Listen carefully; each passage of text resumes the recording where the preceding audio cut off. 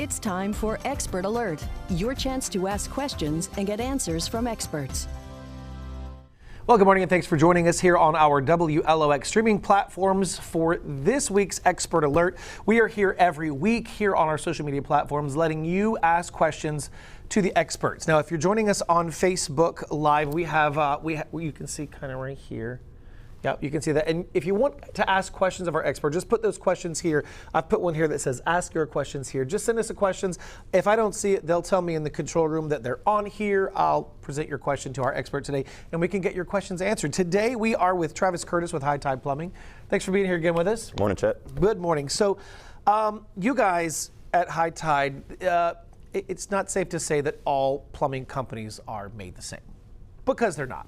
You guys do a little bit of everything. Yes. So today you want to talk about a little bit about preventative maintenance. Absolutely. So what is preventative maintenance? It sounds like something we would all know what it is, but kind of give us your take on it. Yeah, so a lot of people skip over their preventative maintenance when it comes to their plumbing system.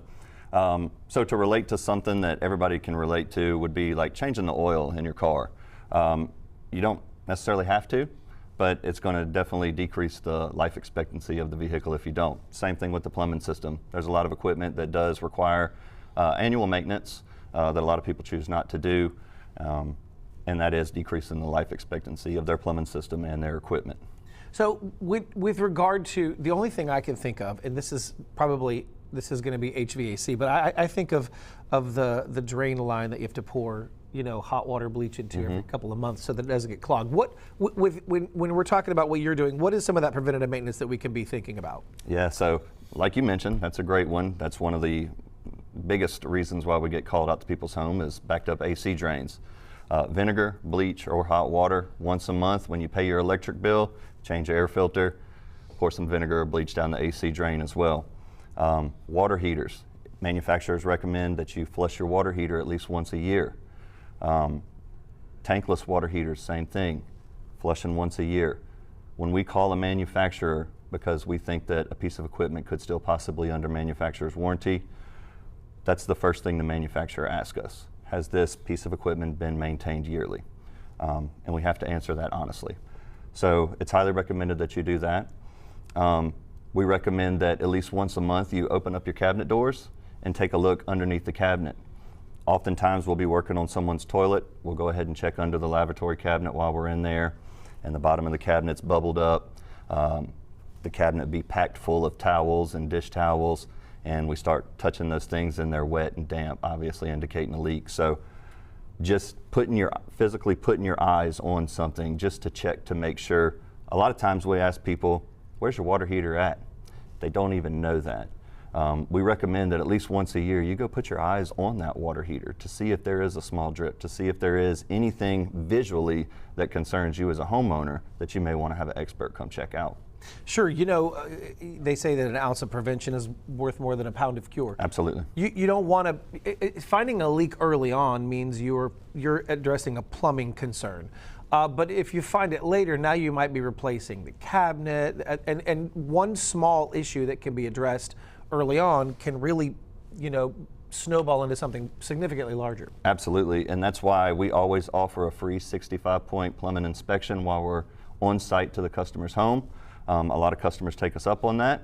A lot of them don't, and we'll let you know. Hey, if everything looks great, we'll let you know. If it doesn't, we'll bring it to your attention and give you an option to take care of that.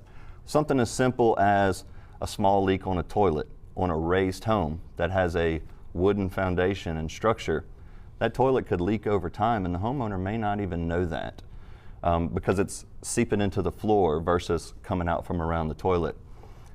And then eventually the floor gets weak around the toilet. And then that's now a safety hazard on top of a structural hazard. So not only is your health at risk, but the structural integrity of the foundation of your home is also at risk. So that one little small leak, couple $100 repair on a toilet, has now turned into a huge structural repair and hopefully no bodily injuries. Yeah, so you were mentioning flushing your water heater. How difficult is that process? It's not very hard for somebody that has a little bit of mechanical inclination. You simply just hook a water hose to the boiler drain at the bottom, let the water run out. Here's the thing, whenever you turn the valve off at the top of the water heater to start flushing that out, there's a few steps that you want to take. You want to make sure you either turn the gas off or you turn the power off to the water heater. If you don't turn the gas off, it's going to run a flame on an open tank and it's going to compromise the integrity of your tank. If you do not turn the power off, you're going to pass air along those elements and you're going to burn the elements up. Now you're leading into more repairs, replacing elements. So although it is an easy process, there's some crucial steps that you do have to take, and there are some issues that you could run across in that process, such as sediment buildup in the water heater. You may see that the water heater drains for about 10 seconds really good and then all of a sudden stops. That's because of buildup of scale in the water heater from lack of maintenance. With that being said, if you haven't flushed your water heater in the last 8 years, I don't recommend that you start today. Right. Sounds like that to me. You're likely asking for more problems. So we're not telling everyone to run out there and start flushing water heaters because you could run into a possible issue. But what we are saying is if you do invest into a new piece of equipment, into your home, do your due diligence and let's try to protect that and increase the lifespan of it. If you're watching and it's been 6 or 7 or 8 years and you've not flushed that water heater, is there a way to get around that? There's no way to, you're just gonna have to get a new water heater. Correct. So at that point, we would just tell you, unless you just would like to go ahead and get a new water heater, just use what you have until it breaks, and then we'll cross that bridge when we get there. I'm glad I asked that question. That's not something that you think of, because I would think about, I know the valves down there, hook a hose to it, flush it up, but you don't, I don't think about those things. I'm glad. Most people don't, and we oftentimes will get people ask us, why does it cost that much to do that? And that's okay, that's a fair question, and we relay that message to them that there's a good chance that we're going to come across these issues, and it does take a lot of experience and expertise to know what to do in those situations. And how to move forward from there without causing additional damage. And then there's always issues when you flip the breaker back on that it's going to start popping, or you go to try to refire the water heater because it's gas and the pilot light won't light again. So you could run across some problems. There we go. So if you've been paying attention to the weather, everyone here pays attention to the weather because if you just wait 20 minutes, it'll change. It's about to get pretty chilly. That's what I heard. Monday, Tuesday. Yeah. Wesley, I believe, said we're talking about highs in the upper 50s, wow. Potentially freezing in some areas inland. So while I know that, you know, the following, like Thursday could be like 75 or 80 again, sure. That's just what we deal with here in South Mississippi. What do we need to do to begin preparing for, I say those winter months, but we're about to get hit with that winter feel here in the within a week. So yeah. What do we need to do now to start preparing for that? Great question. So other than breaking out the turtlenecks and the Ugg boots, there it is. then what we may want to do is go ahead and take a look at some potential problems with our plumbing system that could lead to some issues with freezing temperatures. The biggest thing that we see is the hose bibs or spigots on the outside of the home. Those are most susceptible to freezing, especially those on the north wall, because that cold air comes in from the north, and whenever that cold air is constantly blowing on those fixtures, it tends to freeze quicker. A lot of people have exterior mounted tankless water heaters. You want to make sure that the pipes underneath those are protected from the elements. If you have, a lot of people around here have water lines ran to raised garden beds in the backyard or flower beds in the backyard. If there's any spigots in the backyard or exposed piping, make sure that's covered. A lot of homes around here have had recent repairs and water line reroutes, so now they'll have exposed water lines on the exterior wall of their home. Make sure those are protected from frost damage as well, and also UV rays. UV rays will eat up a water line really quick. PEX, in fact, is only rated to be exposed to UV rays for 30 days or less.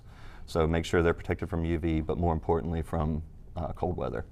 I know we don't get a lot of freezing here for any long period of time, so there's not standard. You go a little further north and you got frost lines, and a lot of pipes and things have to be buried below the frost line. We don't really have a frost line here. So what about home sprinkler systems? Yeah, so the best thing that I would tell you for your home sprinkler system to winterize that would be to, one, call a professional landscape company and ask their recommendations on how to professionally defrost or winterize that system. But what I would tell you to do with it would be make sure you just turn off all your zone valves so those valves don't come on, and do the best you can to drain that system as much as possible. But when it comes to your home plumbing system, there's a couple other things that I would like to bring to people's attention. If you have a raised home, you're going to have a lot of exposed piping underneath that home. Make sure those pipes are wrapped. Make sure that you may have some type of wind barrier around the bottom of the home. If we're expecting, like last year, we got some really cold temperatures for an extended period of time. We've seen a lot of pipes freezing under homes. A lot of people have vacation homes around here also, Chet, and a lot of people also travel a lot for work. So what we would recommend to those customers is, for a fail-safe method, we would say if you're going to be leaving for an extended period of time and expect cold weather, turn the water off to your home, open up the hose bibs around the exterior of the home, and let that water drain out. Now when you do that, make sure you turn the power or the gas off to the water heater, okay? What that's going to do is that's going to drain as much of the water out of the system as possible and take the pressure off of the system. What you still may find when you come back in town is some of those water lines were still holding water, and it did in fact freeze and break, but what didn't happen is that water line didn't run the entire time you were gone and cause more damage than has already happened. And so you may find when you turn the water back on, there's a couple leaks here and there, but you can quickly turn it back off and you have control of the situation. Another thing that we would offer to people that have Airbnbs in town that may not necessarily have a tenant during the week, but they're going to have somebody coming in this weekend, and they may live in Texas or Louisiana and don't have time to drive over here on Friday morning and make sure everything looks good. What we would recommend to those customers is a automatic shut-off valve. They actually make shut-off valves now that can go on your water system, that links to your Wi-Fi, that will actually send you a notification wherever you're at in the world to your cell phone to let you know, hey, Chet, you have a small leak, estimated at 0.5 gallons per minute. Would you like to shut the water off to the home? You can set that flow limit to say, hey, Chet, you have a leak that's now detecting 1.5 gallons per minute. We have automatically shut the water off to your home. Would you like to override that? Or we would recommend calling a licensed professional plumber. And so now you have control of that situation from wherever you're at in the world. Wow, that's wild. I wouldn't have known that even existed. For those individuals that have Airbnbs, maybe that don't live here, do you offer a service for those folks who may have already left and they're gone until January? Absolutely. And their homes are raised? Absolutely. Can you go in and address those concerns? Absolutely, we can. We would go in there, we would insulate all the water pipes, we would make sure that all the hose bibs are not exposed to any of the elements and they're covered. We would also go into the attic. A lot of people have water heaters in the attic of their home. And the water heater, typically the top of the water heater is right there at the roof, especially in a lot of these older low-pitched roofed homes. And so you'll have exposed water lines just under the roof in the attic. Those are very susceptible to freezing also. And then that's likely the highest point in your home. Water's going to go down, so that one causes the most damage. And then we would also check around your property, make sure that you have no exposed water lines, no water lines that had just been laid on top of the ground and covered up with leaves. Those would need to be addressed as well, and make sure that there's no exposed pipes or hose bibs out around the flower beds, and we'd make sure we would take care of those. Now, none of these things are guaranteed. Sure. It's not going to be freeze-proof. It's just doing your due diligence to eliminate as much liability as you can. And are you and your team going to show up with the oversized hats? Upon special request. Yeah. Question, so I guess we only have a little bit of time left. Is there something that, when we talked about preventative maintenance, is there something that you guys can do to the systems that can have it set year round? So we don't have to worry about this when the winter comes? Yeah, absolutely. So you could professionally and permanently insulate all water lines. They have removable hose bib covers that can go on and stay on year round, and during the summer months you just simply let them hang there or take them off and put them in the utility room and install them next winter. And then obviously we could put the automatic shut-off valve on there, and that will work year round, 24/7, 365. Now, Chet, I want to mention, because I know things, money's tight for everybody these days. Everything's expensive. The cost of living has increased drastically over the last even 5 years. So I wanted to mention a few things that just a basic homeowner could do with some common household items that they have around their home to save a few bucks. We would love to come out there and have the opportunity to serve the community and these customers, but we also want to give these customers more value, as much value for free as we can. Sure. So when it comes to the hose bibs on the outside of your home, and you can simply take a dish rag and wrap that hose bib up. Put a wrap of duct tape around that, put a Ziploc bag over that, and put a zip tie on it. The reason I say make sure you put the bag around it, the Ziploc bag, is because you don't want to wrap the hose bib with a wash rag, and then it rains, and now you got a soaking wet wash rag, and now you're just adding fuel to the fire. It's frozen now. That's right. Go up in your attic, check your water heater, see if you do have water lines that are right there next to the roof line, and if you do, just take a towel and simply wrap around it. Pool noodles, they work well too. Put a slit down the pool noodle and stick it around there and put a piece of duct tape to hold it on there. When you go out in your yard and you have some exposed pipe, take a towel, drape it over it, wrap it with some duct tape and take a garbage bag and put over it, and zip tie it at the bottom. There's several things that a homeowner can do with just basic household items laying around. And if there's any particular concerns that a homeowner has, make sure you reach out to our office and ask that question to us. We'll be happy to give you as much help and advice over the phone as possible to help you save some money. There you go. So listen, give us your phone number really quick. Our phone number is 228-365-3283. There you see it right there on your screen, hightideplumbingllc.com. Give Travis and his team a call if you have any questions. It's about to get cold, but if you want to work on the preventative maintenance side, your home is usually your largest asset, and that's something that you want to keep protected for you and your family for years to come. So they'll, it doesn't hurt. Give them a call. They'll get that 65-point inspection and get you set up. Make sure you're ready for the winter and for the years to come. Travis, thanks so much. Thank you.